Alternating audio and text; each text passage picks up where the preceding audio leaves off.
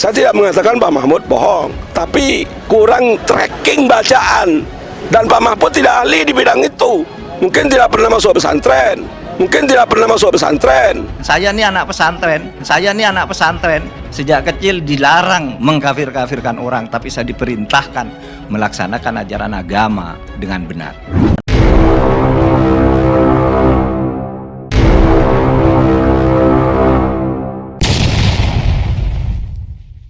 Video berikut. Jangan lupa like, share, subscribe. Metanoia Channel.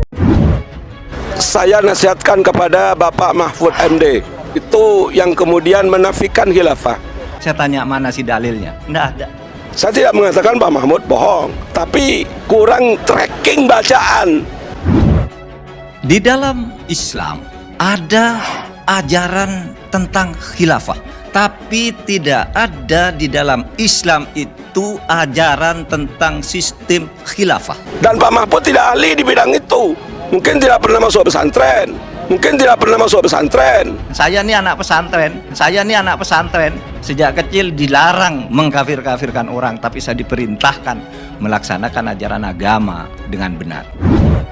Kita para pejuang khilafah dianggap tidak ada apa-apa, tidak dianggap ada pengaruh. Coba saya tanya, siapa sih yang suka ngajak-ngajak ke khilafah itu? Sistemnya seperti apa? Saya mau ikut kalau ada. Sekarang saya jadi Menko Polhukam. Kalau ada yang punya dalil Al-Quran dan hadis bahwa sistem pemerintahan itu ada menurut Islam, saya ikut dan saya akan mengkampanyekannya. Jadi kalau negara tadi menerapkan Islam secara kafah tentu ya, secara komprehensif. Yang kedua, negara tadi mengemban dakwah Islam, ya itulah khilafah. Hari ini apakah ada negara yang mengemban dakwah Islam? Ya nggak ada. Yang menerapkan Islam ya nggak ada. Makanya hari ini memang tidak ada khilafah. Tapi percayalah, itu tidak ada sistem itu. Sistem itu bebas. Nggak ada yang dicontohkan oleh Al-Quran, nggak ada yang dicontohkan oleh Nabi. Oke? Negara khilafah itu. Seharusnya Pak Mahfud ini sebagai pejabat, yaitu bertanya kepada ulama, ada nggak yang namanya khilafah itu. Baru kalau tidak ada, ya boleh ngomong seenaknya. Saya tantang deh, kalau ada, datang ke saya atau saya diundang, saya datangi. Kalau benar Anda menemukan satu sistem yang diajarkan secara persis oleh Al-Quran, Al-Hadis tentang khilafah, saya jadi pengikutnya, saya akan mengkampanyekannya. Tapi pasti itu tidak ada, karena saya sudah berkeliling pesantren, berkeliling perguruan tinggi. Saya tanya mana sih dalilnya? Nggak ada. Saya tidak mengatakan Pak Mahfud bohong, tapi kurang tracking bacaan. Dan Pak Mahfud tidak ahli di bidang itu. Mungkin tidak pernah masuk pesantren. Saya ini anak pesantren. Sejak kecil dilarang mengkafir-kafirkan orang, tapi saya diperintahkan melaksanakan ajaran agama dengan benar. Saya menantang untuk debat konsepsi mengelola negara, konsepsi mengatur negara dalam perspektif demokrasi dan dalam perspektif khilafah Islam yang dipahami umat Islam dan kaum muslimin. Sekarang ini kalau ada, datang ke saya atau saya diundang, bertaruh kalau ketemu, ada. Nggak ada. Mungkin tidak pernah berguru ke ulama sehingga omongannya ngaco seperti itu. Anda itu kan sedikit. Kalau ditantang untuk berdebat ya, nggak ada yang mau. Cobalah, saya tantang nih. Habis saya ngomong gini, siapa yang berani membantah dalil-dalil ini tadi? Siapa? Kami siap hadir di kantor Bapak. Kalau Bapak minta saya ajari tentang khilafah, insya Allah. Jadi jangan ngomong ngaco kayak gitu. Jadi khilafah itu di dalam khazanah Islam ada. Tetapi tidak ada sistem pemerintahan di dalam Islam itu. Sistemnya bebas berdasar pilihan sendiri, sehingga negara kita, negara Republik Indonesia ini, sistem pemerintahannya sudah sesuai dengan Islam.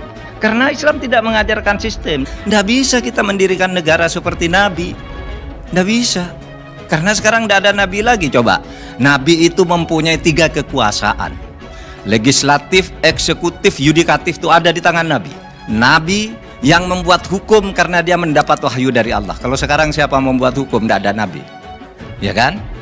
Tidak ada lembaga yudikatif zaman Nabi. Tidak ada pemilu di zaman Nabi.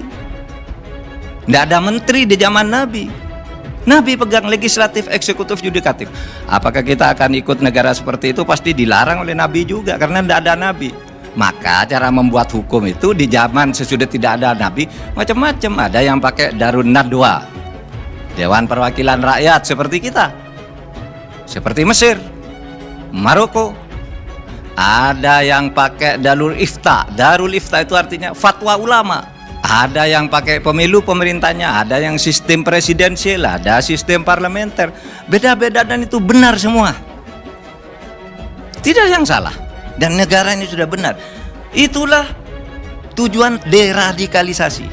Dan ini bukan sesuatu yang anarkis, bukan radikal-radikal yang selama ini kemudian dipaksakan di benak umat. Tetapi jangan salah paham ya. Jangan salah paham. Kalau katakan radikal seakan-akan kita menuduh orang Islam radikal. Tidak. Orang Islam justru tidak radikal di Indonesia ini. Pemerintah yang mana yang nuduh? Tidak ada. Pemerintah tidak pernah bilang orang Islam itu radikal. Tapi ada orang Islam yang melakukan gerakan radikal itu pasti. Dan sudah banyak. Geger, pernyataan Mahfud MD sebut membuat negara dengan sistem seperti Nabi itu haram hukumnya. Pernyataan tersebut disampaikan Mahfud MD pada Minggu 3 April 2022. Menteri Koordinator Bidang Politik Hukum dan Keamanan Mahfud MD menyampaikan pernyataan itu dalam pidato ceramahnya di acara Sholawat Tarawih Masjid UGM, Sleman, Yogyakarta. Dalam ceramahnya setelah sholat tarawih yang mengusung tema titik temu nasionalis Islam dan nasionalis sekuler dalam kehidupan bernegara, ia membahas mengenai pembangunan negara secara Islamiah. Mahfud MD menerangkan bahwa Islam melarang membentuk sebuah negara dengan menggunakan cara seperti masa Nabi Muhammad SAW. Kita nggak bisa dan dilarang membentuk negara seperti yang dibentuk oleh Nabi. Nggak boleh, haram hukumnya, kata Mahfud. Isi dari ceramah ini juga membahas mengenai pembentukan suatu agama dari sudut pandang Islam atau struktur fikihnya. Bahwasanya mendirikan sebuah negara adalah ajaran agama. Suatu negara merupakan kebutuhan agar kelak masyarakatnya dapat beragama dengan baik.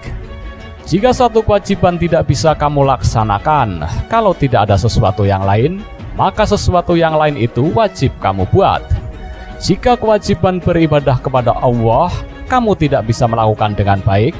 Kalau kamu nggak punya negara, maka mempunyai negara wajib hukumnya, katanya. Mahfud MD menambahkan bahwa para pemuka agama terdahulu membuat suatu fatwa ketentuan untuk meraih kebebasan beragama sambil memperjuangkan kemerdekaan. Lalu negaranya seperti apa? Kalau dalam hadis itu, kutinggalkan kepadamu dua hal yang manakala kamu pegang kamu tak akan tersesat, yaitu Quran dan Sunnah. Artinya karena Nabi membentuk negara maka kita juga harus membentuk agama, itu ajaran Nabi, terangnya. Jika dibandingkan zaman dahulu dengan zaman sekarang, tentunya ajaran Nabi tersebut sudah tidak bisa digunakan.